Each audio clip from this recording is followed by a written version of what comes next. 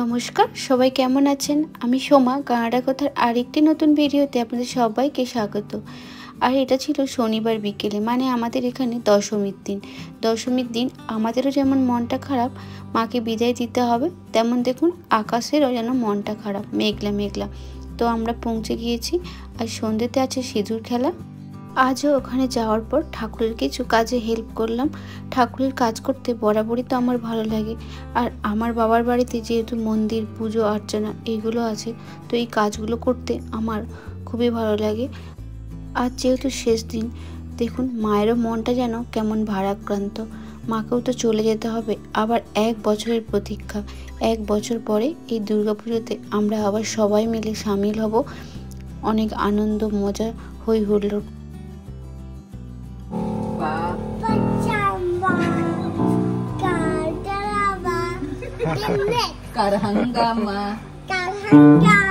আর এইখানে নিচে যে একটা পিয়ানো ছিল, শ্রিয়ান ওখানে চলে এসেছে। কাল দেখেছে তো, আজ এখানে এসে দাদির সাথে খুব মজা করছে।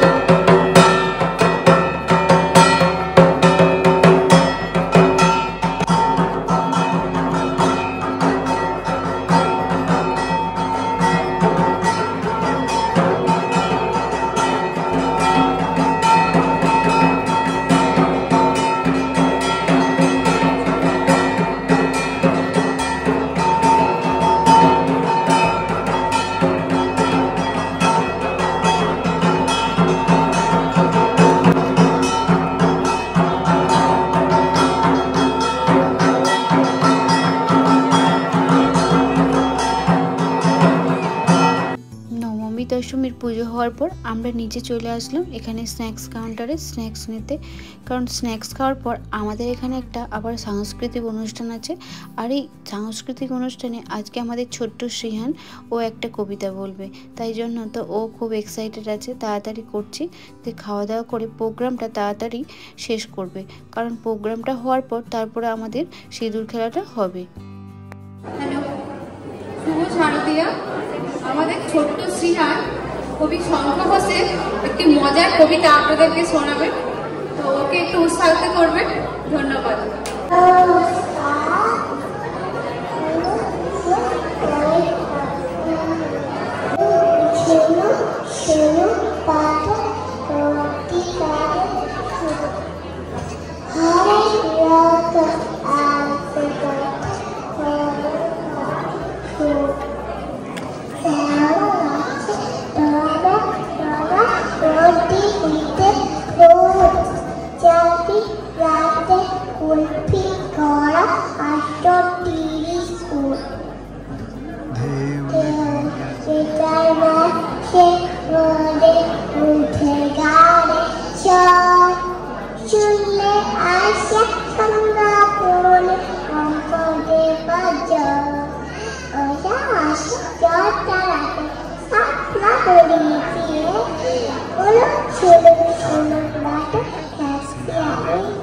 নমস্কার।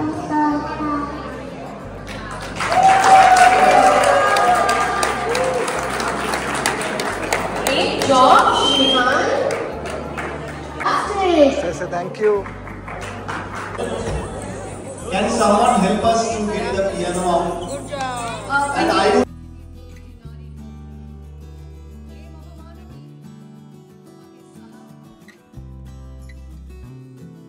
এইদিকে যেহেতু প্রোগ্রাম চলছে আর পুজোর প্রসাদগুলো সেভাবে হাতে হাতে লাইন দিয়ে আজকে আর কাউকে দেয়া হচ্ছে না, তাই আমরা সবাই মিলে এখানে প্রসাদগুলো নিজেরা প্লেটে করে সাজিয়ে নিয়ে তারপর সবাইকে হাতে হাতে করে দিয়ে দিচ্ছি, যাতে সবাই বসে বসে প্রোগ্রামটাও দেখতে পারে।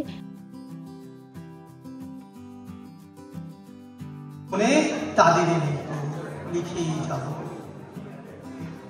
এক পৃথিবীর 100 রকম স্বপ্ন থাক, স্বপ্ন দেখার সাধ্য থাকলে যে রূপকথার সে রূপকথা আমার একা। ঘরে পুজো দিয়ে লিখতে লিখতে ঘরে পুজো রাত। প্রোগ্রাম একে একে শেষ হয়ে গেল, এরপর সবাই মিলে সিঁদুর খেলার জন্য আয়োজন করছে। এরপর আমাদের এখানে সিঁদুর খেলা শুরু হবে।